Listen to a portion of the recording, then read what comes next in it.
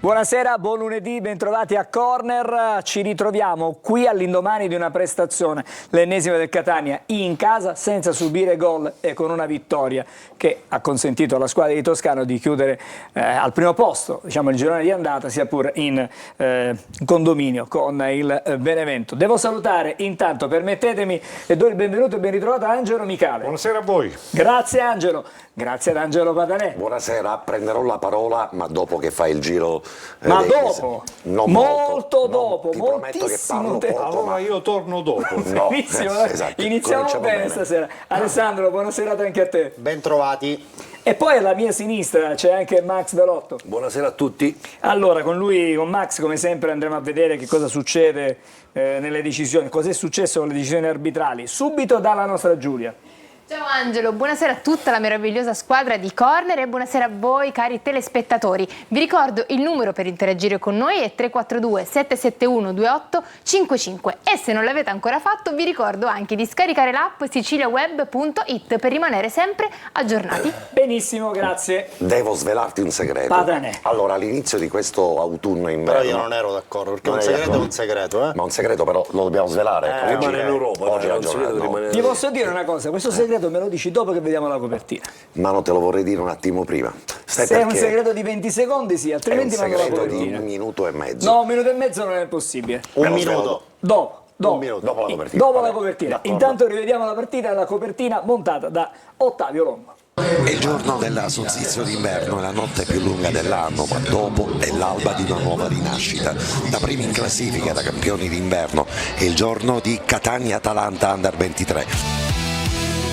L'ex di turno, Jimenez, il controllo, la serpentina Lunetta, il controllo, poi non arriva all'aggancio immediato, la respinta di Vismara, Levac. Controllo largo a sinistra per Vavassori, il controllo di Vavassori e qui c'è subito la parata di Andrea Dini. L'arbitro ferma il gioco, tutti a chiedersi perché, cos'è accaduto. Adesso rivediamo e c'è Titacchio e il movimento, poi Di Betto dice che non c'è niente. Berto favorisce proprio che la maglia gli sia tolta, ecco. Esatto.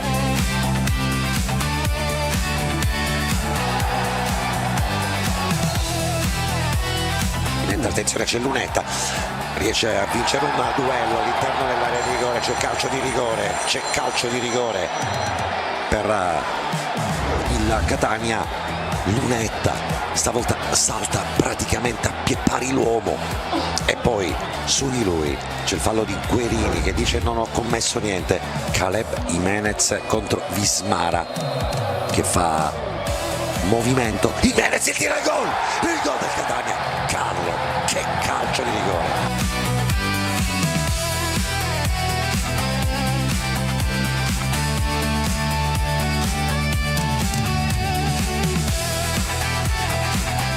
Prova a ripartenza il Catania, si aspetta un calcio di punizione, invece no, gioca ancora vivo la parata da parte di Dini. Quaini all'indietro per Di Tacchio, spazio libero per Di Tacchio, Donnarumma di prima, attenzione, Lunetta, il tiro. Che risposta da parte di Vismara.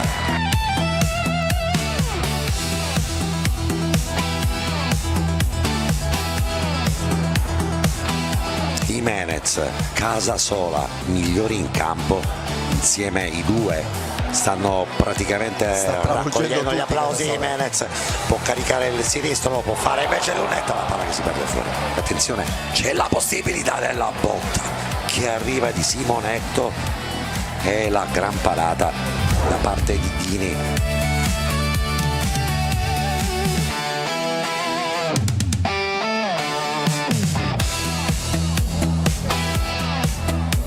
Giocata da parte di Rolfini, il controllo, lo scarico su Jimenez, la possibilità per Casasola, il tiro al palo. Mentre attenzione c'è Caturano per Rolfini, lato corto della rigore, il movimento di Rolfini, cambia il tiro, pallone che coccia sul palo, arriva Jimenez, il gol del Catania. Che partita!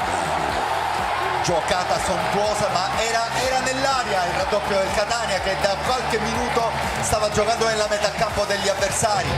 Grande palla di Caturano, un filtrante bellissimo Dritto per dritto. per La Rolfini giocata che di calcia sul primo palo non ci arriva, ragazzi. e Jimenez col destro che non è esattamente il suo piede, la mette dentro. Adesso possiamo dirlo, è il Catania di un record che probabilmente condivide con pochissime squadre al mondo, e cioè di avere concluso un girone d'andata in casa senza subire neanche un gol. Allora, la partita l'abbiamo Ed era rivista. questo, vedi Angelo, era questo il tessuto sul quale è stata costruita una scommessa alla quale vi stiamo facendo partecipare, anche se Alessandro non era d'accordo per ragioni di scaramanzia. Abbiamo detto che se il Catania avesse finito il campionato... Ma Alessandro non è d'accordo però. Non era d'accordo, ma adesso ne conviene.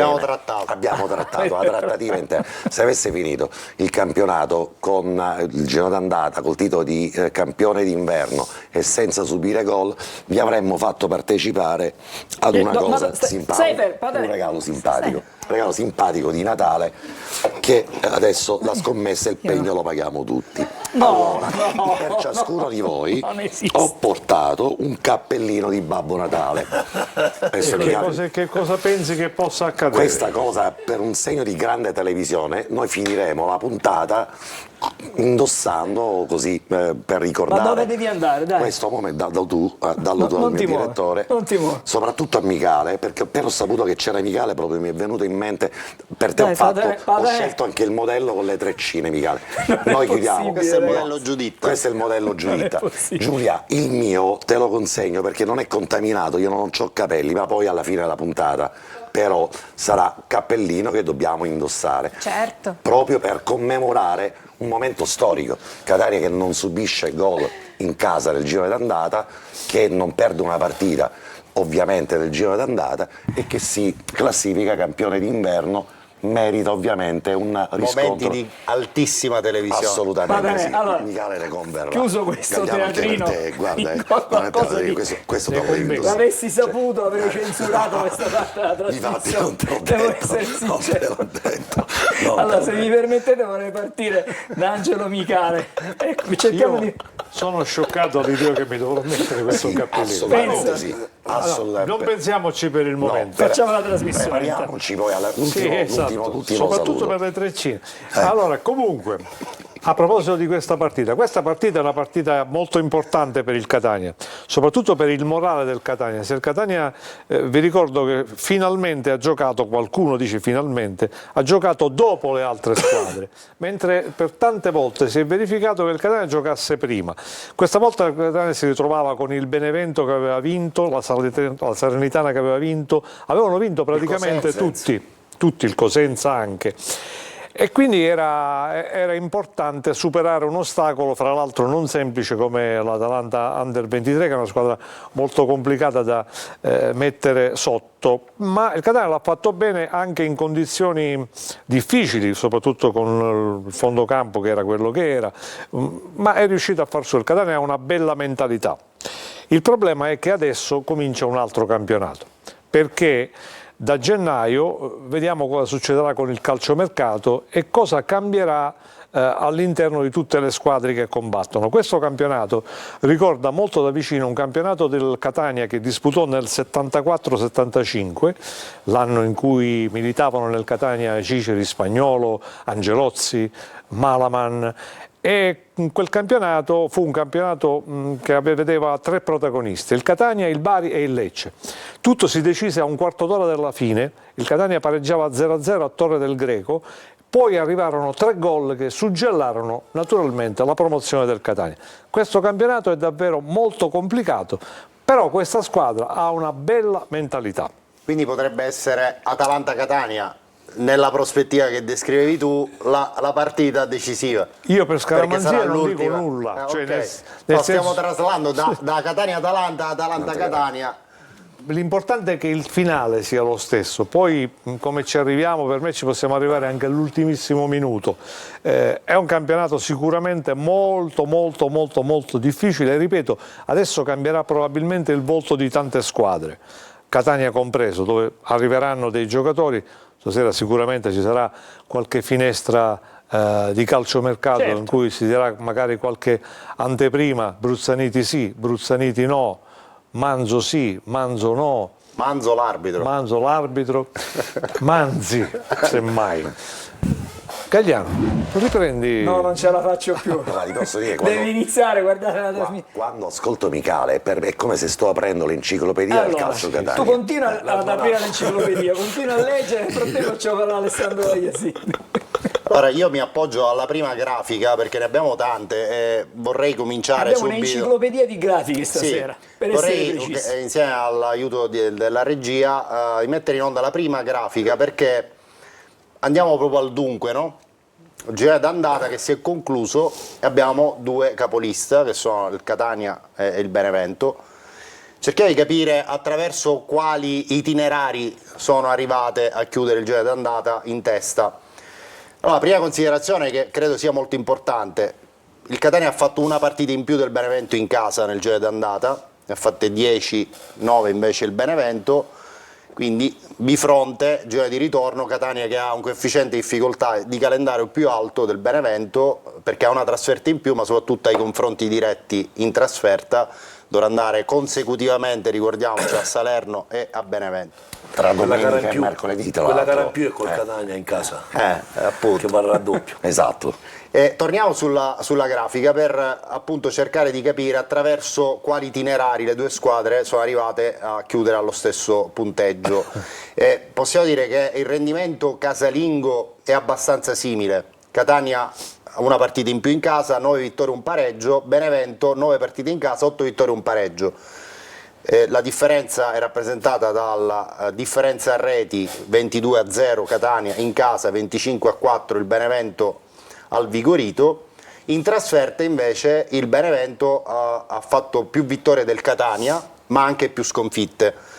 Su 10 trasferte il Benevento 5 vittorie, un pareggio, 4 sconfitte con una differenza reti di 16-8, Catania 3 vittorie, 4 pareggi, 2 sconfitte in 9 trasferte con 10 gol fatti e 9 subiti. Diciamo che quello era anche il Benevento di Auteri. Quello, per una parte però, sì, per 6 parte. partite le ha fatte Floro Flores. Possiamo vedere anche che i capocannonieri tutto sommato si somigliano perché abbiamo Forte e Lunetta con 7 reti, con Manconi e Salvemini a 8 e poi il riferimento ovviamente al confronto diretto che è molto importante perché ricordiamo che in caso di arrivo a pari punti a fine stagione il primo criterio è quello del saldo dei confronti diretti tra le due squadre.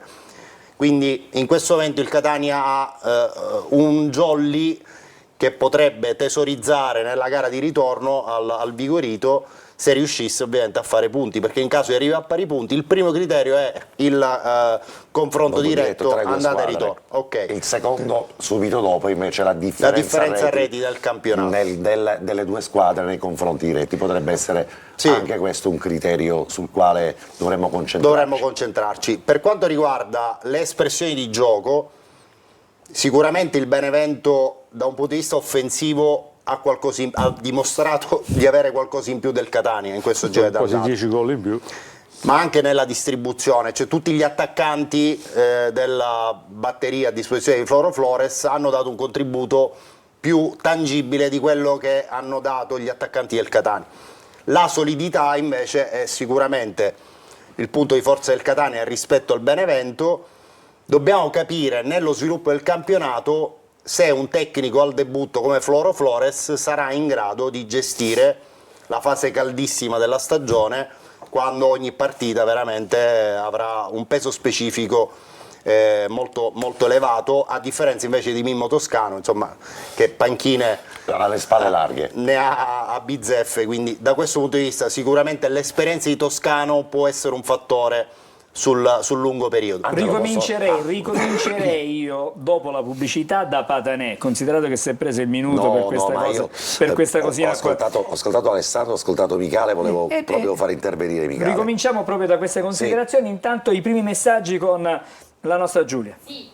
Buonasera, vi seguo da Cuba, siete una squadra fantastica, grazie, meravigliosi. Che invidia, perché Cuba è una delle città. E ancora, ieri Jimenez come Schumacher, sul bagnato, imprendibile, scrive Natale Riolo. Poi stasera niente domande, solo una considerazione, siamo troppo fotti, ci scrivono. Buonasera allo studio, domanda secca, ma la struttura di questa squadra con innesti oculati si può considerare già all'altezza della Serie B? Chi risponde? Dipende che tipo di Serie B vuoi andare a fare. Se vuoi fare un campionato ambizioso, non credo che questa struttura possa essere massimamente competitiva in Serie B. Ci un fermiamo, altro- ci fermiamo, ok, Giulia, ci fermiamo un attimo perché a Max, prima di andare in pubblicità, chiedo, e già l'hai dato, il voto ieri al direttore di gara. Sì, io vado un po' controcorrente quello che è il pensiero, diciamo, un pochettino popolare, che quando il Catania vince l'arbitro è buono, quando il Catania poi non fa il risultato anche per causa dell'arbitro, anche ieri secondo me la prestazione dell'arbitro non è stata positiva, io l'ho detto ieri, ma non perché abbia chissà in quale maniera inciso sulla, perché io quando osservo l'arbitro lo osservo con un occhio tecnico, un occhio di come quando mi mettevo seduto in tribuna nei vari stadi d'Italia e dovevo fare delle considerazioni che esulano da quella che è la considerazione, diciamo, popolare Della del tifoso bandiera, medio senza o bandiera, del tecnico o senza degli addetti bandiera. ai lavori. Ci sono alcune cose che secondo me non sono andate, ma che poi vedremo dopo. Ma il voto? Voto 5. Voto 5. Grazie, ci fermiamo, fra poco torniamo di nuovo a Corner.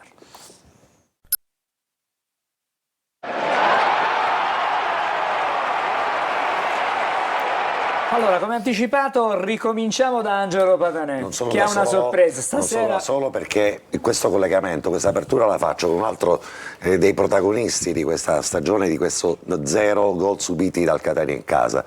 È diventata la mascotte della squadra, è diventata anche una nostra affezionatissima amica, Gaetano, che è il suo compagno, ce l'ha portata proprio per regalare anche ai nostri tifosi la possibilità di riconoscere Mary, che è il cagnolino di tante vittorie e di 0 punti, 0 gol subiti in questo campionato. Ma gliela posso dire una cosa all'orecchio a Mary? assolutamente sì. Sai che Andrea Dini ieri ha eguagliato un record storico che apparteneva a un certo Gigi Buffon, unico sì, portiere perché Baffi. italiano a difendere per 10 volte senza subire gol in casa la propria porta. Quindi ha raggiunto Buffon, che nella stagione 2016-2017 fece 10 clean sheet casalinghi consecutivi. Straordinario, Alessandro, straordinario. Angelo, allora, che dici? Cosa volevi dire? Volevo dire che insomma, al vertice di questo campionato, reputo, e volevo parlarne con Angelo Micale, ci sono le due squadre meglio strutturate nel tempo di questo campionato. La Salernitana è una squadra che non ha avuto ancora il tempo di strutturarsi, la doppia retrocessione dell'anno scorso e ovviamente le tensioni che uniscono un po' i destini della Salernitana, mentre Benevento e Catania hanno avuto il tempo di pensare realmente ad una promozione. Però ieri Toscano ha detto che non sarà soltanto una sfida fra Catania e Salernitana e Benevento, ma possono esserci tante incognite. Tu che pensi? Io penso che non dice male Toscano, anche perché il Cosenza è lì. Adesso c'è anche la Casertana che si trova nelle vicinanze, diciamo, di quella zona. La vediamo alla classifica nel frattempo che Angelo... Questo è un campionato, allora purtroppo questo è il campionato più difficile che io ricordi degli ultimi 10 anni sicuramente, perché ci sono squadre già ben messe a dicembre e ripeto, bisogna vedere cosa succederà a gennaio. Io voglio vedere che mercato farà, sono convinto che la Salernitana interverrà sul mercato e anche in maniera pesante. Benevento forse non tanto, forse il Benevento non tanto, bisogna vedere cosa farà per esempio anche lo stesso Catania. Da lì potrebbe Angelo, cambiare completamente tutta la geografia del campionato. Di principio le squadre si fanno in estate, e a gennaio devi fare dei ritocchi. Se la Salernitana pensa di rifare la squadra a capo, faranno notte. Sì, però ti voglio dire, se tu inserisci, faccio un esempio, un giocatore come Maita in un centrocampo, la cambi la squadra e la cambi di tanto, non di poco. E infatti Maita è arrivato in estate al Benevento, Esatto, quindi dico, sono no, operazioni. Semmai, a gennaio è difficile che trovi un se un Maita. giocatore sì, per carità, questo diventa complicato, però con i soldi in questo momento si fanno tante cose. A differenza degli anni passati, secondo me quest'anno ci sono talmente squadre affamate, società che sono sul limite dell'astrico, che sono disposte a venderti anche l'elemento migliore che hanno in rosa, pur di poter concludere il campionato e non andare incontro a problematiche varie. E mi pare che in Sicilia Ne vedremo. Angelo, mi aggrappo alla tua esperienza pluricentenaria su questioni di calcio per farti un'altra domanda invece, no, a parte gli scherzi, la reputo interessante, vorrei sapere anche cosa ne pensi sotto un profilo di esperienza per averne viste davvero tantissime. Gli inserimenti a Catania, nuovi giocatori che dovranno arrivare, gioco forza, quali caratteristiche dovrebbero avere? Perché qui c'è anche un rischio sostanziale, quello di spostare gli equilibri di una squadra che ha dimostrato, come il Catania, di non avere seconde fasce, perché tutti i giocatori che poi sono stati chiamati in causa da Toscano hanno risposto sempre presente. Ma perché sembra che il direttore del Catania abbia fatto una scelta soprattutto prima da un punto di vista morale nella scelta del giocatore, e credo che da questo punto di vista ci starà molto attento. Mi dicono che Bruzzaniti sia... qualora arrivasse Bruzzaniti, pare che sia davvero un bravo ragazzo che si potrebbe inserire molto bene nel contesto del Catania. È chiaro che non bisogna portare qui Lescano, perché Lescano distruggerebbe l'equilibrio di uno spogliatoio, che in questo momento è la cosa che funziona di più nel Catania. Non ha trattato nessun giocatore in attacco il Catania come punte centrali, quindi che arrivi Lescano io era per fare una serie di giocatori che può creare una serie di problemi. Tanto è seguito la Salernitana, Lescano ci stanno addosso da qualche settimana. Che se lo vadano a prendere. Tanti auguri. Nel senso che ci vogliono dei giocatori che funzionali, abbiano la giusta funzionali al progetto, ma da quello che ho capito il direttore del Catania cerca prima l'uomo e dopo il giocatore, che è una scelta importante, soprattutto in questo momento, in questa fase di calciomercato. Adesso vedremo quello che accadrà. Io sono moderatamente fiducioso e dico soltanto che il Catania ha, come diceva tutto sommato lo stesso Toscano ieri, non avrebbe tanto bisogno di elementi nuovi, se non per questione di numero, per via degli infortuni. Ma ci sono giocatori che nel Catania sono insostituibili. Io penso a Casasola, io non ricordo un terzino che nel campionato di pertinenza abbia una forza devastante come ce l'ha Casasola. Casasola ha giocato nelle condizioni più disperate, con un campo che è un'autentica vergogna. Io leggevo poco fa dei messaggi dei tifosi che chiedevano quando ci saranno le coperture degli stadi.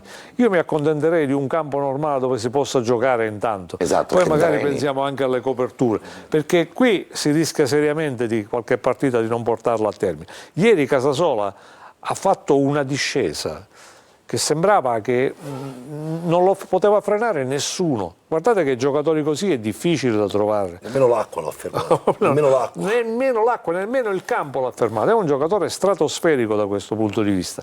E Casasola non lo trovi nel mercato di gennaio. Questo ne sono convinto. Ed è stato soffiato alla Salernitana. Ricordiamoci che era in procinto di andare a firmare con la Salernitana, lo hanno acchiappato, messo nell'aereo e portato a Catania. C'è una scelta di cui qualcuno si sta, secondo me, in questo momento si sta mangiando le mani per una scelta completamente sbagliata che lo ha portato nel limbo. Comunque, fra poco parleremo di Moviola, come sempre. Lunedì abbiamo alcuni episodi. Tornerei. Sì, poi magari se abbiamo spazio per collegarmi a quello che diceva prima Angelo. No, su un altro dato statistico per quello che diceva prima Angelo Micali. Ma magari andiamo sui messaggi. Prima facciamo i messaggi, dai. Sì, c'è un messaggio per Max. Non sono d'accordo con Belotto, non era rigore perché l'avversario si è fatto togliere lui la maglietta. Comunque poi ha arbitrato bene senza sbavature. Vabbè, diciamo che si riferisce a quanto detto ieri da Max. No, ma la motivazione è bella. Allora facciamo così. Quando poi faremo vedere l'episodio, questo nostro amico telespettatore avrà una risposta compiuta. Avrà una risposta diciamo in maniera completa. Adesso vediamo e sentiamo altri messaggi. Ora bisogna rinforzare senza intaccare l'equilibrio dello spogliatoio. Tantissimi auguroni di buon Natale a tutti e un bacio al diamante della trasmissione, Giulia, grazie, da King CT46. Innanzitutto tantissimi auguri di buone feste a tutta la squadra di Corner. Secondo me la migliore prestazione è stata quella di Allegretto, che era chiamato ad un compito non facile, prova superata alla grande, scrive Michele. A proposito di uomini e di spessore morale, no? Quello che diceva Angelo Micali, giocatori silenziosi vengono chiamati in causa e rispondono così. Poi, ieri vittoria di carattere, si è vista una squadra che ha lottato per vincere in condizioni di campo difficili, avanti così. Buonasera allo studio, vorrei sapere se ci sono novità per le telecamere dei 16 metri, grazie. Mi stanno comprando. Ieri non pervenute. Ieri non A solo, Catania, non pervenute a Catania. A non Salerno solo. c'erano 188 telecamere. non solo non pervenute, ma tra l'altro anche non c'erano neanche le retroporta, non c'erano Ma questo attrezzature però- broadcast. Questa onestamente è una vergogna assoluta, Sì. perché non è possibile che anche gli stessi arbitri si dovrebbero ribellare, perché sì è vero, gli hanno dato questo strumento per poter capire, ma che capiscono se non hanno la telecamera ai 16 metri? Angelo, è una Angelo, dopo battaglia- vorrei, sì. scusami Angelo, ti vorrei rispondere, cioè, perché questa qua è una cosa che noi la diciamo da inizio stagione, da quando abbiamo cominciato a capire quali potevano essere le criticità dell'FVS. Questo gli pone ancora più problemi. Quello che è all'arbitro. successo l'altro giorno a Salerno, che è stato annullato un gol al Foggia, non dico millimetrico, secondo me se c'è, guardando il piede del giocatore, se c'è, non- forse, Era spalla, forse. non lo so se una clavicola, era fuori, cioè, con quella visione lì l'arbitro è andato all'FVS e ha certificato che era fuori gioco, è stato annullato il gol. La stessa rete, se fosse accaduta a Catania senza i 16 metri e avrebbe segnato un'altra squadra, quel gol sarebbe stato convalidato, perché non avevano un elemento. Io ho detto anche allora, avrei portato qua l'immagine a 16 metri con l'immagine della telecamera centrale, messe una accanto all'altra. Vi rendete conto che l'immagine della telecamera centrale vi dà due giocatori completamente in linea o quantomeno in gioco? Mettendola a 16 metri ti accorgi che può essere in fuorigioco di 1 centimetro. A Salerno l'altro giorno è stato annullato un gol al Foggia per 1 centimetro. Sì, ma mi permetto di osservare una cosa. Però non è possibile che determinate regole si possano applicare in certe partite e in altre no. Sta telecamera ai 16 metri, o c'è sempre o non c'è Ma mai. infatti è una disparità che porterà alla lunga a dei grossi problemi, secondo Ma me. forza che deve portare. Ribadiamo che è un discorso di chi organizza la produzione televisiva, non c'entrano i club assolutamente. La produzione televisiva la organizza la Lega, che dà un mandato a due grosse società a loro volta di andare a distribuire ad altre sottosocietà la gestione dei subappaltare. Ma io posso subappaltare. capire, Angelo, a Cerignola non hai la possibilità di metterti a 16 metri, ma a Catania te hai le stesse condizioni logistiche che hai a Salerno, Max, che hai a Benevento. Allora quel discorso che giustamente facevi te la settimana scorsa, quando dicevi abbiamo fatto una le 3 bandiera. squadre, le 4 squadre che giocano e che un devono. punto, un fuorigioco, 1 centimetro, Devono. un'azione, un piede può cambiare le sorti di un'intera Devono. stagione, non della singola partita, Devono dell'intera stagione, perché se arriveremo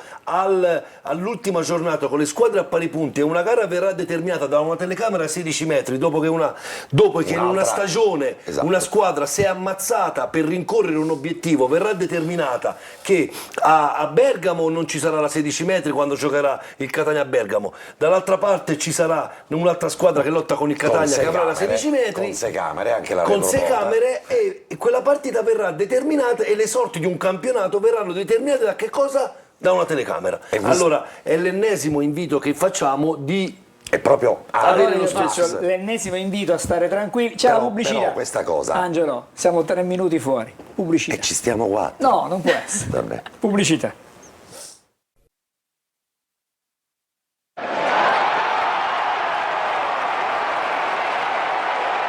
Allora, la questione di queste La telecamere questione e delle produzioni è molto televisive seria, è molto seria, perché sì. oggi ne parliamo, siamo primi in classifica insieme a Benevento, insieme alla Salernitana là vicino, il Cosenza che ci sta un soffio, ma potrebbe diventare, come correttamente ha detto Max, un elemento importante.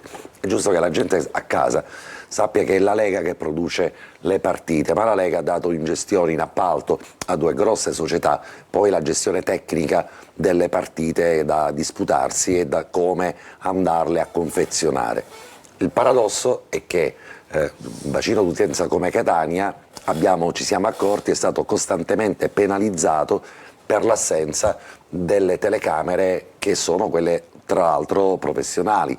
In molti casi non ci sono state mai messe a disposizione delle telecamere broadcast, che sono quelle professionali, anche con due hanno una risoluzione sicuramente migliore, e molte altre volte, il più delle volte, quando non ci sono stati incontri di cartello, a differenza di Benevento e Salernitana, non sono state messe le 2 16 metri o addirittura le retroporta, che sono telecamere che consentono all'arbitro di poter andare a individuare nel bene o nel male un'azione, se è regolare o no. Il Catania deve farsi sentire, questo è poco ma sicuro, per la regolarità del campionato. Ieri a Catania c'erano 2 telecamere centrali, non c'erano le 16 metri, mentre a Salerno contro, voglio dire, tutto sommato Salernitana Foggia c'era una non esattamente una partita di cartello, esatto, una confezione di telecamere importante.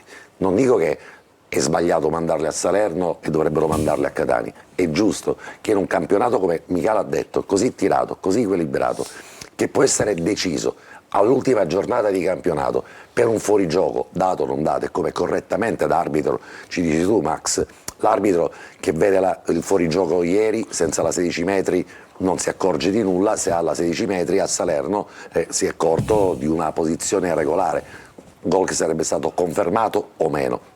E allora no, sarebbe stato confermato, perché l'assistente, a differenza di quello che ha fatto a Potenza, a Salerno l'assistente ha fatto quello che deve fare un assistente nel dubbio, deve rimanere giù con la bandierina, allora, sia in occasione del gol del Foggia sia in occasione del gol di Acic. Sei stato giù tutte e due, hai la telecamera e l'FVS determina quell'incertezza. Allora, il Catania deve farsi portavoce e soprattutto deve pretendere che nelle partite che riguardano il Catania, Benevento, Salernitana e comunque le squadre di vertice, la produzione che è della Lega dia ordine ai 2 produttori tecnici delle partite che quando si tratta di Catania, Benevento, Salernitana o prima in classifica si vada con le telecamere quantomeno con i 16 metri e con le retroporte, che tecnicamente comportano soltanto probabilmente un uomo in più, un tecnico in più e una regia leggermente diversa. Tecnicamente è la regia che incide, Angelo, perché devi sapere che lo so. Le telecamere che vengono poste su tutti i singoli campi arrivano in una grande struttura di Milano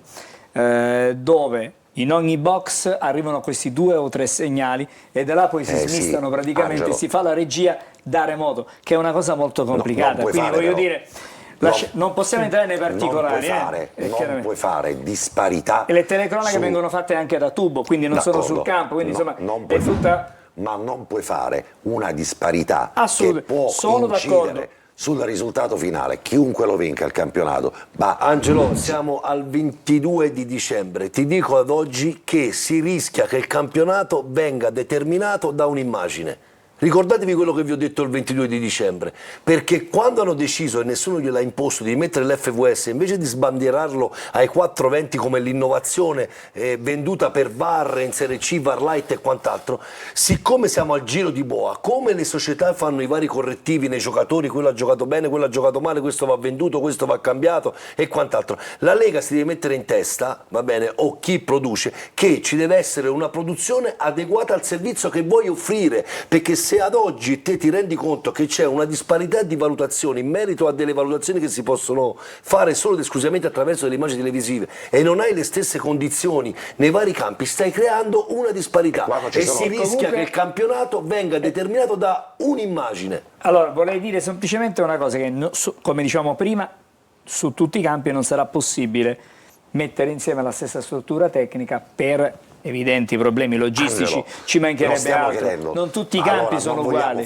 Non vogliamo fare un distinguo. No, assolutamente, però è chiaro che se tu vai a Salerno e metti la 16 metri, a Catania la 16 metri si può mettere, e quindi a Salerno, nei campi dove è possibile mettere la 16 metri andrebbe messa. No, va messa in tutti i campi, puoi mettere la 16 metri. Se vuoi esistono castelletti, si costruiscono i punti mobili. È difficile, sono stati che sono omologati soltanto a livello, diciamo, per una stagione soltanto. Ma sono valutazioni che devi fare prima di inserire un certo tipo di servizio come l'FVS. Non puoi adesso scusarti dicendomi no, ma io a Monopoli non lo posso mettere, no, ad Altamura non lo posso mettere, no. Ma ho capito, ma te mi stai rischiando di determinare, di mandare al vento, di buttare al vento investimenti di milioni di euro di società che si stanno facendo, tra virgolette, un mazzo così per arrivare ad un obiettivo importante e ripeto, si rischierà di determinare il risultato del campionato finale per una immagine. Ma anche perché Max, dall'anno scorso il VAR nelle finali playoff, nelle partite playoff e playout c'era. Quindi se possono già... Angelo, però nella finale di playoff, nella semifinale di playoff arrivano quasi sempre delle squadre che hanno hanno degli impianti che sono di un certo tipo. Guarda che la semifinale l'anno scorso il Catania l'ha fatta con il Pescara. Sì, io sono perfettamente d'accordo, ma allora perché hanno permesso al Cerignola di scriverlo? Se il Cerignola non ha un campo idoneo a dare le stesse caratteristiche, perché tutti i campi dovrebbero teoricamente avere le stesse caratteristiche, se non è così non funziona, non può funzionare mai più. Ma poi Angelo, la telecamera 16 metri, ma vuoi impedire che ti posso dire a una società piccola come il Picerno, che oggi è ultima in classifica, di poter giocare un campionato? Magari l'impianto di Picerno è attrezzato per avere 16 metri. Ad Empoli, in uno stadio di Serie A, ad Empoli montano le telecamere sopra le piattaforme aeree, mettono un camion fuori, tirano su una piattaforma aerea, ci piazzano la telecamera, la mettono in posizione e si è risolto il problema. I costi diventano... Angelo, ho capito, ma non è un problema nostro, è un problema che ma allora scusa, allora levi l'FVS. Bravo, non è che te l'ha imposto qualcuno. Torniamo al passato.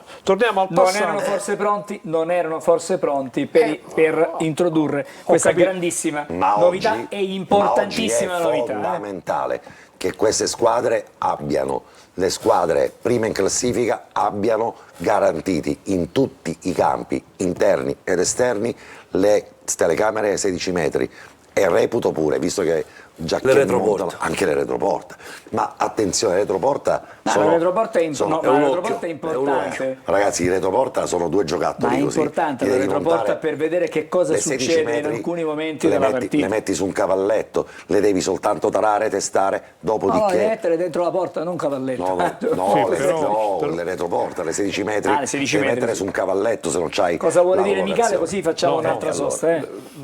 Secondo me purtroppo questo discorso non va da molto lontano, perché nel senso che ne vedremo delle belle.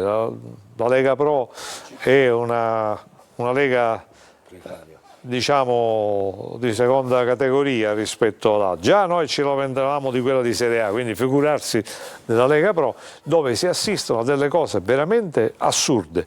Loro dovevano prima decidere, quando hanno deciso dovevano essere sicuri di poter applicare tutto e tutti. È come se tu a un arbitro gli dici: tu al primo minuto non puoi fiscare perché il primo minuto ha un regolamento diverso rispetto al 90esimo. Giusto, che significa? Il regolamento è valido dal primo al 90esimo minuto. Andiamo a sta pubblicità? Andiamo alla pubblicità, dopo sentiamo 2 o 3 messaggi e poi la moviola, Padane. Poi la moviola. Pubblicità.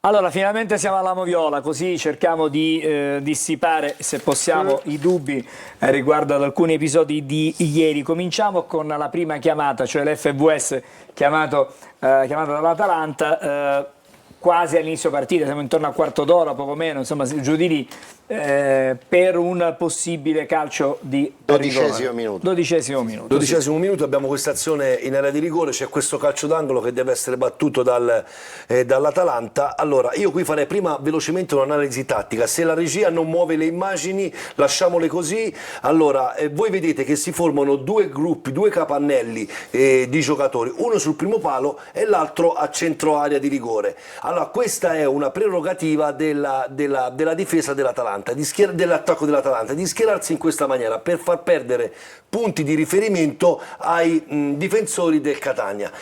Perché si crea quel buco tra i due gruppi di giocatori? Ok, e qui è mancato l'arbitro, perché vi spiego, per esperienza vi dico che l'arbitro, quando si formano due gruppi in questa maniera qua, è tenuto a controllare il gruppo sul primo palo, mentre il secondo gruppo viene demandato all'assistente. Ok, in questo caso qua lui sicuramente è concentrato sul primo gruppo e perde tutto ciò che avviene nel secondo gruppo. Che cos'è l'altro errore che commette l'arbitro? Che siccome si sviluppano una serie di reiterate condotte antisportive, trattenute, spinte e spinto nell'arbitro, non fa nulla per prevenire queste condotte, quindi non richiama nessuno e si sviluppa quello che si sviluppa. Vediamo le immagini, qua a parte il calcio d'angolo c'è il giocatore dell'Atalanta con la maglia in mano, l'arbitro viene chiamato all'FVS e va a rivedere le immagini. Allora, se noi riguardiamo le immagini all'FVS, allora sgombro qualsiasi dubbio per chi l'avesse. Allora, se questa è ad azione in gioco, cioè con l'azione che si sviluppa c'è una situazione del genere, anche se siamo lontani dal pallone, è calcio di rigore. Cioè questo, mettetevelo bene in testa, cioè perché la distanza dal pallone non determina la valutazione della condotta antisportiva. E allora cosa Ok. ha determinato stavolta l'arbitro? No, ci arrivo. chiaro. Allora, la condotta, la decisione finale dell'arbitro, quella di non concedere il calcio di rigore, per me non è proprio legata al fatto che il rigore non ci possa stare, è legata al fatto che la condotta, il 95% della condotta della tirata di maglia, che poi lo possiamo vedere anche dalle immagini, perché si vede, perché se facciamo lo fermo immagine che abbiamo fatto prima. Guarda, allora torniamo indietro e vediamo che cosa succede nel momento in cui viene vediamo- toccato il pallone sul calcio d'angolo. Allora, qui siamo all'inizio proprio. Qui siamo all'inizio, abbiamo giocatori fuori dalla visione pure. Appena il giocatore Poco prima. Ce l'abbiamo prima, Vabbè, c'abbiamo poco prima, montato, va bene anche questa qua. azione Ma va bene anche qua. Allora, Ok. qua al momento in cui parte il pallone dalla bandierina, diciamo fallo che la è stato già condotta di consumato. Di Tacchio già si è consumata, ma si è consumata nel momento in cui il pallone non era in gioco. Al momento in cui il pallone, nello stesso istante in cui entra in gioco, si conclude, diciamo, l'opera di trattenuta di Di Tacchio, motivo per il quale l'Atalanta chiede il calcio di rigore, ma è il motivo per il quale l'arbitro non fischia il rigore, va bene, perché reputa che al momento in cui il pallone è in gioco la trattenuta già si è consumata, quindi si è consumata nel momento in cui il pallone non era in gioco, ma non perché non c'è stata la trattenuta, perché questa è una trattenuta, l'ho detto anche oggi nel reel che ho fatto sui social, ho detto che se questo fallo avviene con il pallone completamente in gioco, contestualmente al pallone in gioco, questo è il rigore tutta la vita. Ma Max, scusa, possiamo dire che comunque che Di Tacchio si è preso un grosso rischio in questa Questo è un circostanza? grossissimo rischio che si è preso perché questi tipi di trattenute, se hai l'arbitro che non ti trasmette quell'opera di prevenzione, quell'opera di deterrenza che si avvicina e ti dice non tirare, non vi tirate, non fate qua, vi lascia fare. Perché Max, se questo dopo lo fischia fa. il rigore, ok, la colpa è solo ed esclusivamente dell'arbitro che non ha fatto nessuna opera preventiva. Invece poi dopo, ti lui ricordi? resosi conto di quello che era successo in questa occasione, su tutti i calci d'angolo, cioè se voi stasera vi rivedete la partita, su tutti i Che calci va in d'angolo onda subito vedrete dopo corner. l'arbitro che va a richiamare tutte le coppie che si formano in area di rigore. Posso dare la mia chiave di lettura? Il giocatore dell'Atalanta si era tolto la maglia per l'esultanza sul gol che avrebbe pensato di segnare. Vabbè, dai, non esageriamo. Allora passiamo direttamente al terzo caso di Moviola perché No, il secondo. No, sì, il secondo però nella nostra scusami, scaletta è il scusami, numero, ok, scusami. è il numero, cioè la mancata ammonizione di Allora, io vi vorrei dare prima un indirizzo, diciamo un attimo di tempistica, perché questo intervento di Comi avviene qualche minuto dopo all'episodio dell'FVS. Allora, vi spiego un attimo una cosa. È l'episodio In questo- numero 3 per la regia. Sì, in questa occasione, Eccolo qui. eccolo qua, questo è un intervento da ammonizione, non c'è dubbio, centrocampo, c'è un'entrata imprudente, questa è da ammonizione. L'arbitro, lo stesso intervento. vi dico come ragiona l'arbitro. Porro Cicerelli un po' somiglia, no? Vi dico come ragiona l'arbitro in questo momento qua non se la sente di ammonire il giocatore dell'Atalanta perché molto probabilmente nella sua testa ha un refuso coscienzioso per come aveva gestito secondo me l'FVS perché era avuto qualche secondo prima e per un pochettino sistemare le cose ammonisce a Bocchetti che protesta. L'allenatore ma magari la dell'Atalanta protesta di Bocchetti era legata, era sempre all'FVS, però in questo caso qua, cioè se lui doveva ammonire, io sono convinto che se non ci fosse stato l'intervento dell'FVS, quell'episodio di quella trattenuta, questo qua lui l'avrebbe fatta serenamente. adesso passiamo Però all'episodio. è importante questa ammonizione Sì, non fatta ci perché arriveremo, Comi ci verrà arriveremo. ammonito all'83esimo. Adesso vediamo il rigore che è stato concesso al Catania. Max. Sì, io in maniera molto, diciamo Siamo così... alla mezz'ora del primo tempo. Sì, al 29esimo e 50 secondi. Allora, io in maniera molto così sorpresa leggo oggi in giornata, leggevo varie cose. come si fa, Angelo? Aiutami te a dirmi se questo non è calcio di rigore. Non lo so. Premesso che ci sono delle trattenute reciproche che fanno parte del gioco, quello che vi dico sempre, quello che vi dico sempre io quando i giocatori utilizzano le braccia, le mani. Guarda, abbiamo fermato un'immagine. No, lo so, ma io infatti oggi anche quando ho descritto l'episodio, non sono le trattenute reciproche che fanno parte di un'azione, perché come puoi punire l'attaccante puoi punire il difensore. Però ricordati che ma c'è ricordati che Zago diede il fallo in attacco a Lunetta pur di non espellere il giocatore del Latina che era già ammonito. Certo, ricordi? È uguale a questa. Bravissimo, Diciamo che qui ci sono pochi dubbi. Qua dubbi non ce ne sono, perché tra scorrettezze reciproche dove entrambi commettono le stesse tipi di condotte, trattenute reciproche, quella che scaturisce il rigore è questo.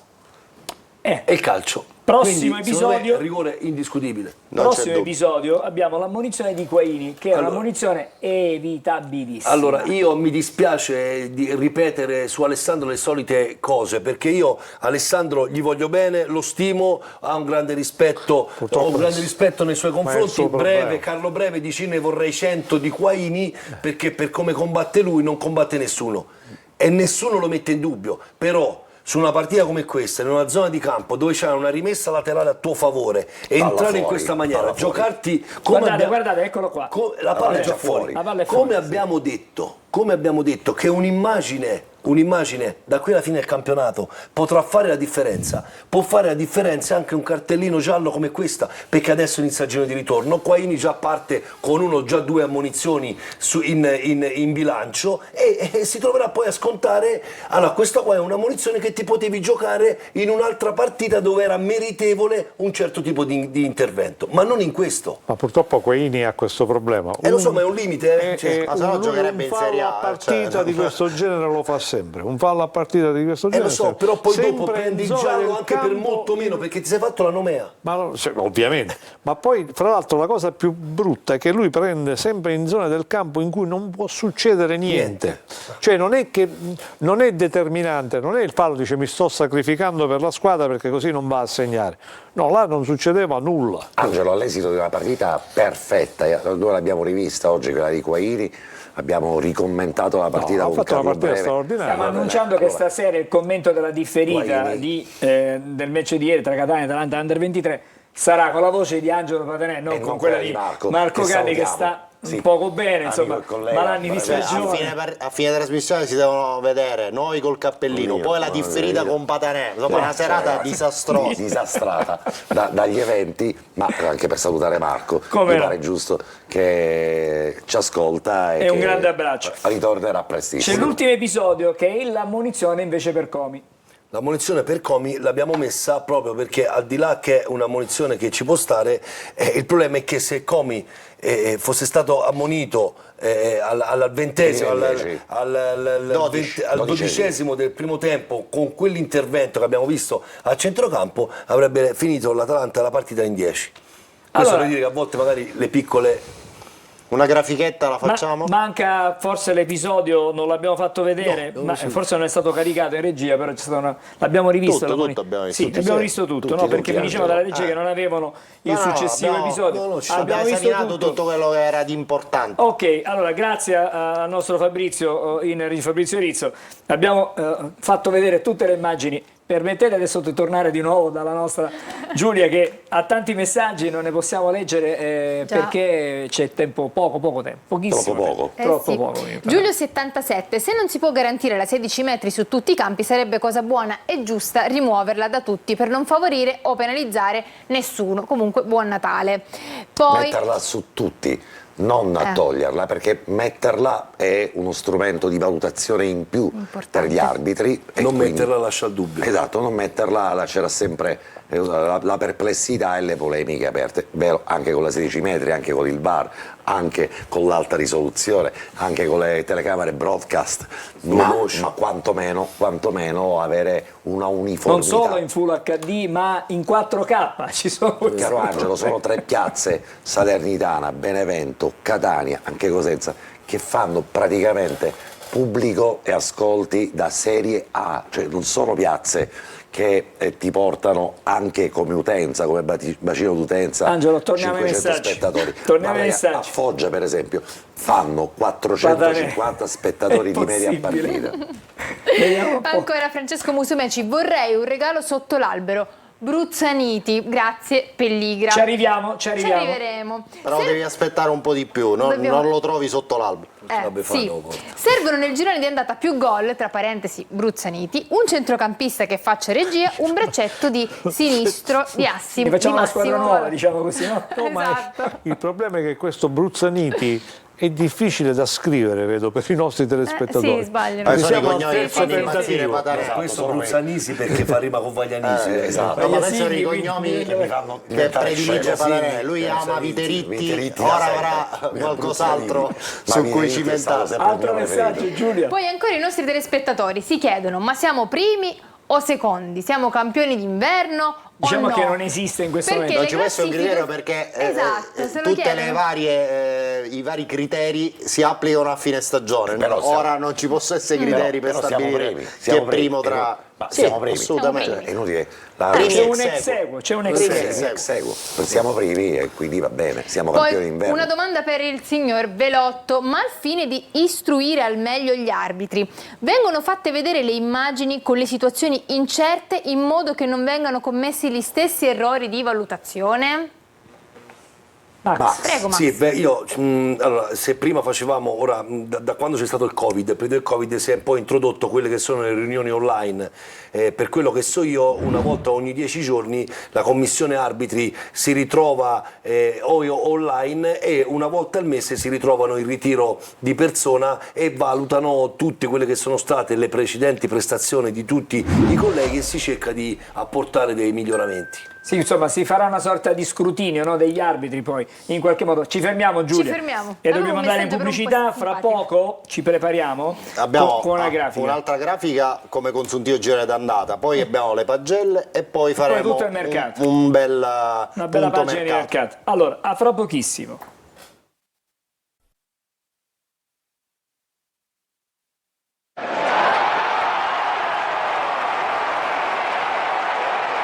Allora, eccoci, siamo di nuovo insieme. Ripartiamo dalla grafica che ci aveva annunciata Alessandro Vagliasini. Sì, andiamo a vedere cosa è accaduto negli ultimi anni in Serie C al Giro di Boa. Partendo dalla stagione per noi triste 2017-2018, dove il Lecce girò a 41 col Catania a 38, il Catania di Cristiano Lucarelli, 18 partite perché in alcune stagioni c'è un numero inferiore di partite al giro d'andata per esclusioni di squadre eccetera eccetera. La stagione successiva già c'era un distacco ampio tra Juve Stabia e Trapani, 43 a 36, anche in questo caso 18 partite. 19-20 la Regina di Mimmo Toscano aveva già 10 punti di vantaggio sulla Regina in 19 partite il girone d'andata, sulla Bari, 49 a 39. Stagione 2020-2021 la Ternana di Lucarelli girò con 46 punti in 18 partite più 8 sul Bari. La stagione successiva il Bari aveva 5 punti di vantaggio sul Palermo con 18 partite.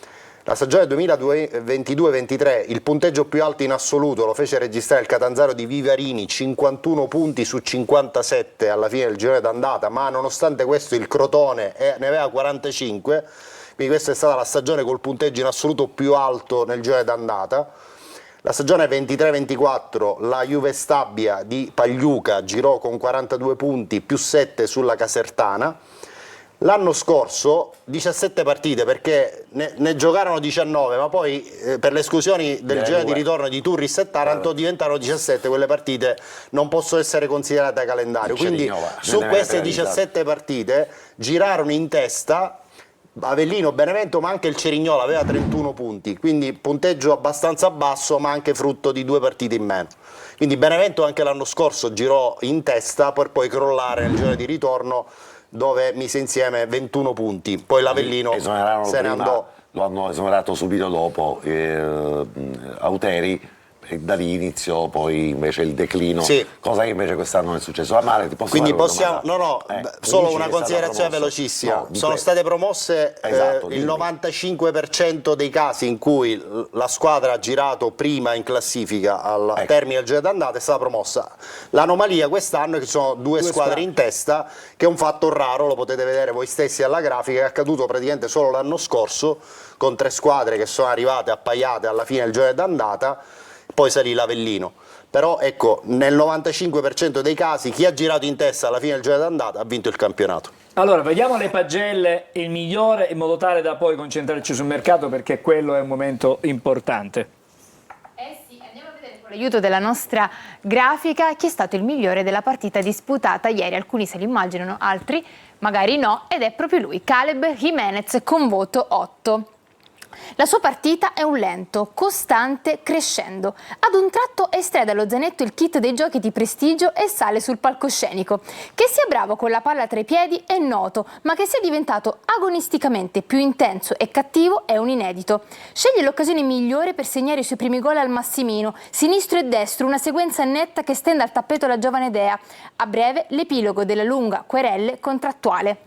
Adesso invece andiamo a vedere le pagelle per quanto riguarda tutta la squadra in modo complessivo e partiamo dall'allenatore toscano con voto 6,5, Tre Pali Dini 7, in difesa Ben Allegretto anche lui 7, con Pieraccini 6,5 e Celli anche lui 6,5.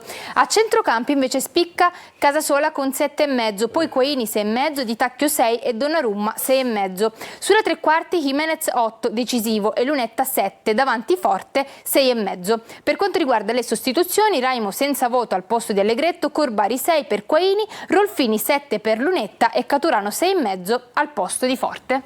Tengo a sottolineare che sul voto di Di Tacchio pesa quel rischio grosso che si è preso in occasione del possibile rigore sull'Atalanta, perché per il resto la partita di Di Tacchio è stata sicuramente più che Ho buona. visto scuotere la testa amicale. Era Di Tacchio il triste, no, tristemente. E l'ho precisato subito. No, ma era il problema di Tacchio, perché evidentemente io ho visto un'altra partita.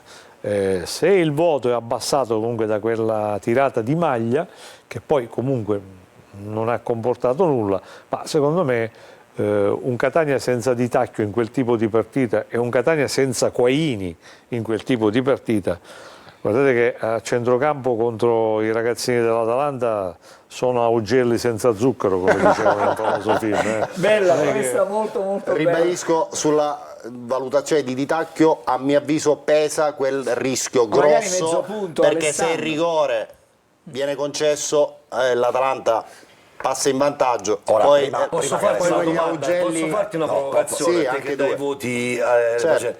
se nella partita di ieri Quaini fosse stato diffidato e avrebbe preso quel tipo di gli ammonizione, avrei quale abbassato sarebbe il stato voto. il voto? Gli avrei abbassato il voto, Ora, sicuramente. prima che Alessandro mi dica che se suo nonno faceva Drin Drin era una bicicletta, dai. così no, perché io lui ce l'ha pronta questa.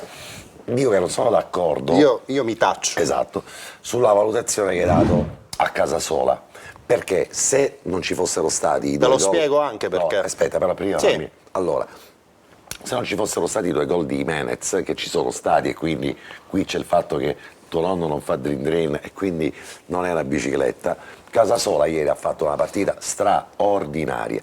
Per me la partita di ieri di Casasola vale l'8 in pagella al pari di Jimenez, che ha fatto 2 gol, si è preso una responsabilità importante, ha battuto un calcio di rigore in maniera straordinaria. Contro È un l'ex giocatore- squadra, tra è un l'altro. giocatore tra l'altro che evidentemente non ci ha detto assolutamente nulla, ma ha ripreso fiducia e ha ripreso anche tonicità, quella di cui parla Alessandro, nel momento in cui ha visto avvicinarsi alle sue richieste, reputo anche legittime, la società che gli ha messo sul piatto un contratto che pari pari la pretesa che ha avuto Jimenez. Siamo mentre sicuri fino- però che Jimenez fino- o comunque il suo entourage accetteranno questo contratto? Di questo non sono sicuro. Sono sicuro che il Catania si è avvicinato moltissimo e senza le condizioni che aveva posto prima alla richiesta che aveva avuto Jimenez nella parte centrale di questo campionato, quando sono iniziati i momenti di flessione di questo ragazzo, e quindi nella non risposta data, ovviamente sul consiglio dell'ottimo ufficio stampa del Catania, che ovviamente ha per compito anche quello di governare le risposte dei giocatori, lui ha glissato bene, ha dribblato benissimo. Però ti ha detto dopo le festività. Però ha detto dopo le festività. Non ti ha detto vediamo evasivamente, cioè, ha detto qualcosina ha dato in più. un'indicazione. La questione Ha dato che riguarda un'indicazione. giustamente, Angelo, come dici tu, la questione legata all'entourage sta anche in una eventuale piccola deroga, se il Catania è disposto a farla, nei confronti dei procuratori in generale, ma sappiamo in partenza che la regola di quest'anno del Catania è uguale per tutti, stessa percentuale Ora dei mercato. procuratori. Adesso Ora, mercato. No, solo Alessandro. una Alessandro. precisazione, No, poi- perché 7,5 a poi Casasola? E poi Te lo posso Alessandro. dire o non ti interessa? Sì, no, mi interessa. E Non poi litigate. il 6,5 a Mimmo Toscano, Perché abbiamo correttamente bacchettato Toscano, che così simpaticamente prima dell'intervista Vabbè, fra poco ieri facciamo pubblicità di ce l'ha- nuovo, ce l'ha così Così. sottolineato, però ieri Toscano non ha sbagliato nulla, ha messo in campo la formazione logica, studiata, non ha sbagliato. C'è un neanche- coefficiente di difficoltà di ogni partita, Angelo. L'Atalanta una ventina di punti al Catania prima della partita di ieri, Vero. non giocavamo contro una big, quindi No. dobbiamo dare anche un criterio di valutazione sul coefficiente di difficoltà della partita. Ora è tutto bello, la partita sulla Cavalluccio. pioggia, eroi, gladiatori, va bene, l'Atalanta è una bella squadra, va benissimo, però dico, L'Atalanta, vabbè. Catania-Atalanta, Catania deve vincere. Allora, punto. Ale, Casasola 7,5. 7,5 perché Simonetto nel secondo tempo ha sfiorato sì. il gol Un dell'1-1 errore, e lì Casasola lo ha perso. Unica neo di una partita sontuosa. Simonetto, Per me, poi Simonetto entra in campo con i Comunque a me mi motori preoccupa Simonetti, non Simonetto, quindi non ci posso fare nulla. con i motori E caldi. quelli hanno perso Salvemini e hanno trovato Simonetti. che tra l'altro è un ex del Catania. E quindi entra, Ai tempi entra Simonetto di Raffaele, forse c'aveva Raffaele e lo Simonetto. brucia nel tempo, complice una pozzanghera e complice il fatto che lui è appena entrato, mentre ti voglio dire che No, ce l'aveva Baldini, ce l'aveva Francesco Baldini. avrebbe Simonetto. preso per me 8,5 a fare vedere quello che lui ha fatto nel secondo tempo, cioè Casasola, sul terreno bagnato. Aveva il 4x4 con le marce ridotte, ha giocato con una lucidità, con una freschezza, e guardate che giocare sul campo bagnato, su un terreno di gioco infame, e questo sarà uno degli argomenti chissà del prossimo inverno, se il Catania non arriva ai rimedi e non corre immediatamente ai ripari, perché ieri noi che abbiamo avuto Adesso stiamo andando in pubblicità. e però questa è una cosa che poi ne riparleremo, abbiamo Ne detto, riparleremo. ve l'abbiamo L'anno detto. prossimo. Dobbiamo fare mercato e il prossimo avversario. A dopo.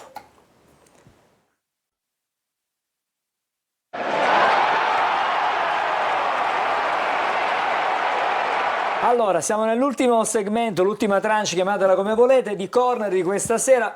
Tutto mercato per adesso. Alessandro, c'è un po' di mercato così Di quest'anno. di quest'anno.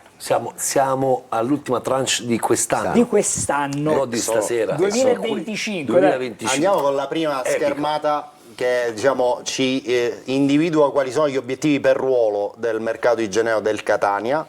Un difensore centrale, un centrocampista centrale, un trequartista e un esterno sinistro. Sono in quest'ordine per priorità.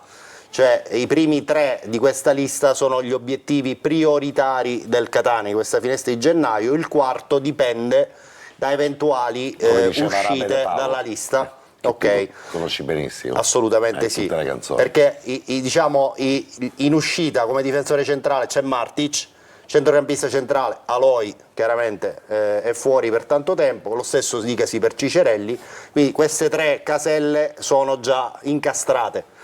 Andiamo ora a scoprire qual è l'obiettivo a centrocampo del Catania. Abbiamo già dato delle indicazioni nelle Degli scorse indizi puntate, abbiamo parlato di 4 centrocampisti sotto esame.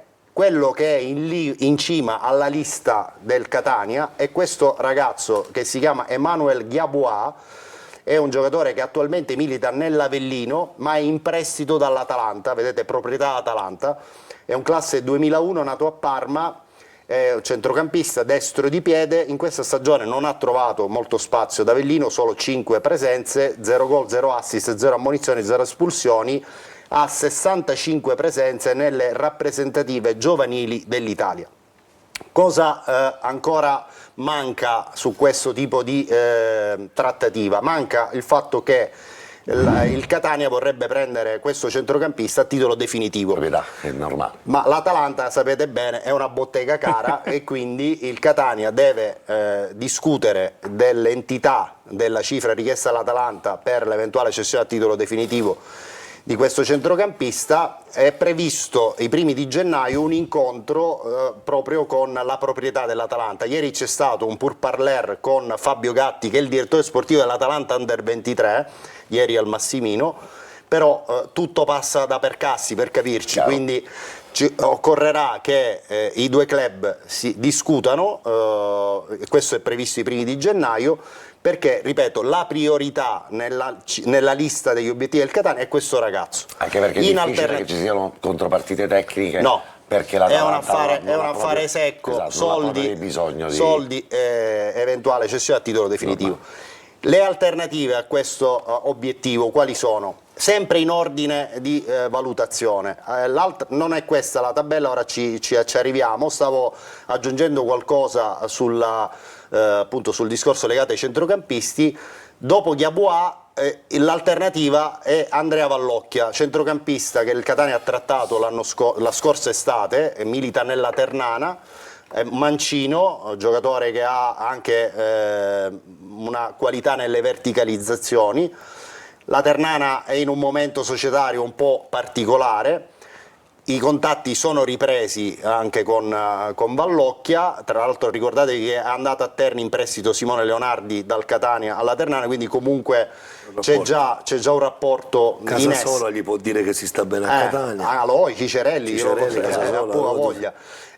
Quindi questo sarebbe il nome alternativo, Andrea Vallocchia, ma ci sono altri due profili che il Catania tra i centrocampisti ha valutato. Avevamo parlato inizio, focus mercato di 4 obiettivi a centrocampo, 2 di Serie B e 2 di Serie C. Uno di B ve l'abbiamo detto, Ghiabuà, uno di C ve l'abbiamo detto è Vallocchia, gli altri due sono Luca Palmiero dell'Avellino, che è ovviamente un centrocampista di esperienza, che ha fatto diverse stagioni da protagonista in Serie C, anche con la maglia del Pescara, e questo è un altro profilo che il Catania ha guardato con attenzione. L'altro è Carriero, centrocampista del Trapani che a gennaio pare sia un po' in area di smobilitazione, quindi da questo lotto uscirà il nuovo centrocampista del Catania. Vi ribadiamo che il Catania non ha mai trattato Leone, quindi questo è un nome che... Sono dei messaggi che arrivano sempre su questo tema. Il Catania non ha mai trattato Leone, ma non perché non sia un giocatore forte, ma perché la Juve Stabia non lo cede, molto semplicemente. Lo ha ribadito anche il direttore sportivo Matteo Lovisa della Juve Stabia. Leone non è sul mercato. Quindi in ordine abbiamo detto Ghiabuà, Vallocchia, Palmiero, Carriero. Torniamo invece sulla grafica che prima la regia ci aveva mostrato, per riepilogare quello che abbiamo detto nelle puntate precedenti, cioè Bruzzaniti è l'obiettivo dichiarato sulla tre quarti attacco, c'è già l'accordo col giocatore, 3 anni e mezzo di contratto, si tratta tra i due club per ovviamente la valutazione del cartellino di Bruzzaniti, che si aggira intorno al €500.000. Tutte le tessere del mosaico si stanno incastrando nel modo giusto, ma dire che è già un giocatore del Catania o è un'operazione indietro d'arrivo non è vero, assolutamente no, però ribadiamo probabilità elevate. Tra l'altro il Pineto dalla cessione di Bruzzaniti deve riconoscere il 20% al Crotone, perché c'era un accordo quando Bruzzaniti passò dal Crotone al Pineto di una percentuale, il 20% sulla futura rivendita del giocatore. Abbiamo parlato, restando su quella schermata, di Mirko Miceli, è anche lui l'obiettivo primario per rinforzare la difesa. Anche qui c'è la piena disponibilità del calciatore che vuole venire a Catania, dove tornerebbe a distanza di tanti anni, è stato nel settore giovanile del Catania tanti anni fa. Però il Monopoli vuole monetizzare sulla cessione di Miceli e ha chiesto una cifra abbastanza elevata, anche perché ha 34 anni, quindi è una cifra abbastanza incongrua rispetto a quello che ovviamente è l'età anagrafica del calciatore. Anche perché non mi sembra in linea con gli ultimi investimenti del Catania, no, con le ultime proiezioni e soprattutto con quella griglia che tu hai dato. Verrebbe a fare, tra virgolette, il vice di Gennaro, quindi comunque non è un obiettivo che ti cambia in questo momento le sorti del reparto difensivo, che ricordiamo è il miglior reparto difensivo in assoluto, ma sarebbe un tassello volto a dare un'alternativa a Di Gennaro dopo, insomma, l'esperienza poco felice di Martic. Ma se è caro, probabilmente io mi orienterei. Il Monopoli ha chiesto, ma il Catania confida di poter trovare la quadra sulla valutazione del cartellino. L'altro profilo l'abbiamo appena, insomma, illustrato, Ghiaboua. Questi al momento sono gli obiettivi primari del Catania, okay? Queste proprio per ruolo sono le situazioni, le trattative su cui il Catania lavora già da diverso tempo. 2 giocatori giovani con proiezione di contratti lunghi. 2 giocatori funzionali, come diceva prima Angelo Micale. Il Catania anche in questo caso parte dalla valutazione sull'uomo e poi entra sulla valutazione tecnica. Se questi 2 aspetti combaciano, il Catania va avanti e cerca di portare a termine. Allora, questo è il mercato. Sì. Prossimo avversario, poi volevo lasciare 2 minuti. Prima c'è il calendario, magari Giulia ci può ricordare quali sono i prossimi impegni del Catania. Appunto andiamo a vedere con l'aiuto della nostra grafica il calendario del Catania e si riparte domenica 4 gennaio alle 12:30 con Foggia Catania. Ricordiamo ai nostri telespettatori che sarà visibile in diretta e in chiaro qui su Telecolor. Poi domenica 11 a partire dalle 11:30, attenzione, di domenica 4 gennaio. Domenica 4 gennaio. Poi domenica 11 gennaio alle 14:30 ritorno al Massimino per Catania Cavese. La settimana successiva domenica 18 gennaio alle 20:30 altra trasferta Monopoli Catania in notturna e si chiude il mese domenica 25 gennaio alle 14:30 ancora in casa con Catania Cosenza. Vabbè, allora abbiamo fatto prossimo avversario, vediamo il Foggia e poi dedichiamo i momenti finali della trasmissione ai messaggi. Allora andiamo a scrutare, anche se è lontano ovviamente la partita di Foggia 4 gennaio, andiamo a scrutare lo stato di salute del Foggia che ha cambiato allenatore da alcune partite con in panchina Barilari. È una squadra che complessivamente ha fatto 18 punti con 4 vittorie, 6 pareggi, 9 sconfitte, con 15 gol realizzati e 31 subiti. I migliori marcatori sono 3 gol D'Amico, 2 Morelli, 2 Oliva e 2 Garofalo, che è anche il capitano del Foggia. Nelle ultime uscite diciamo che ha avuto una fase di ripresa, a cominciare la partita interna col Cosenza, vinta 2-1, poi ha pareggiato in pieno recupero a Siracusa 2-2, ha vinto in casa col Monopoli 2-1 e ha perso di misura a Salerno nell'ultimo turno 2-1, tra l'altro giocando in 10 una buona parte della gara.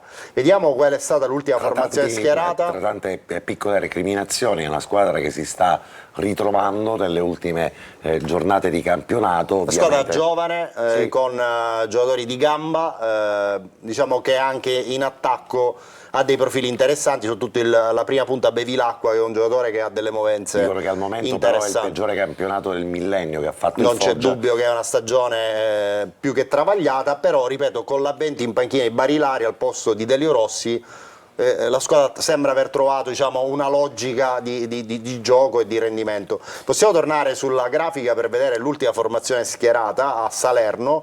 In porta Perucchini, i 4 difensori Morelli, Minelli, Rizzo e Olivieri, che poi è stato espulso, quindi salterà la gara dello Zaccheria insieme a Pazienza, che era in diffida, ha preso il giallo a Salerno e verrà squalificato.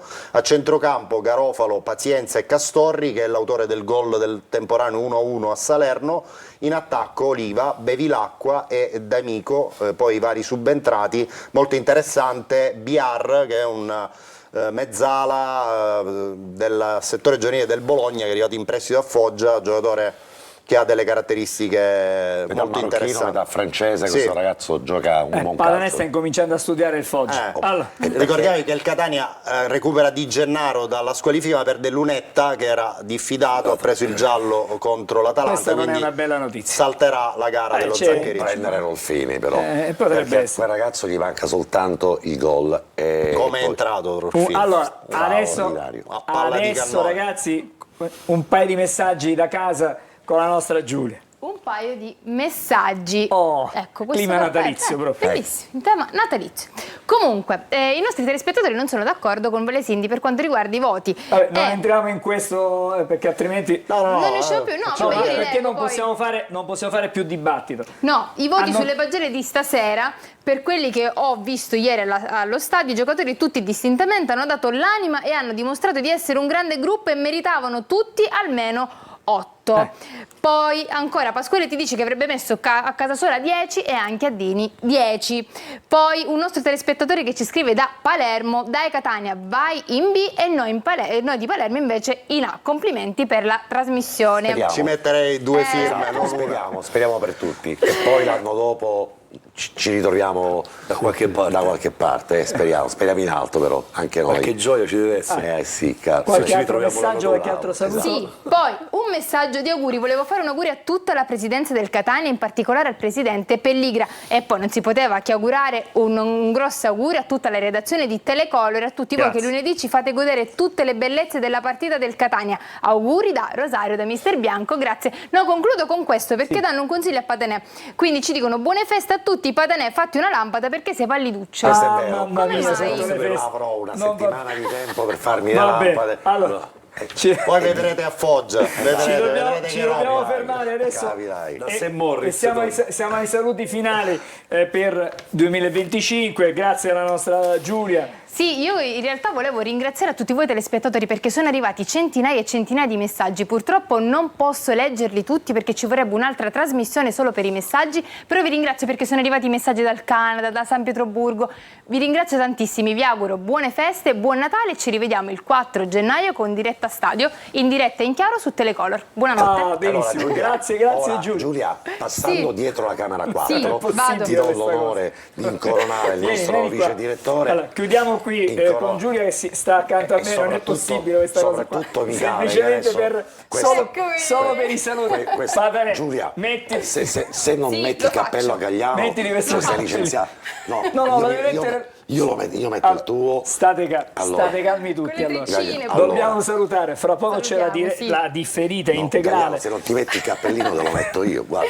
già, Lascia io l'ho stare. messo. Allora, c'è la differita, facciamo poi seri, la differita di Catania-Atalanta Under 23, ci sarà Patanè ancora per un'altra ora e mezza, quasi 2 ore, assieme a Carlo Breve. Non ci auguriamo campioni dell'anno prossimo. Esattamente. Allora, Gagliano, scusami, grazie, però. allora ci mettiamo questo cappellino. Amicale anche Ci a noi, Avevamo prego. una Vi bella prego. reputazione. Avevamo una bella Avevamo una bella reputazione, reputazione. ci rivediamo con il nuovo anno, torniamo con Corner adesso, ci rivediamo con Corner, Tutti I nostri il telespettatori non vedevano l'ora di vederti col cappellino. Bellissime no, cose. fantastico. Allora, L'hanno già visto grazie a abbastanza. tutti, Se non te lo Buon una Natale buona a tutti, una buona auguri. serata, Auguri a tutti, buon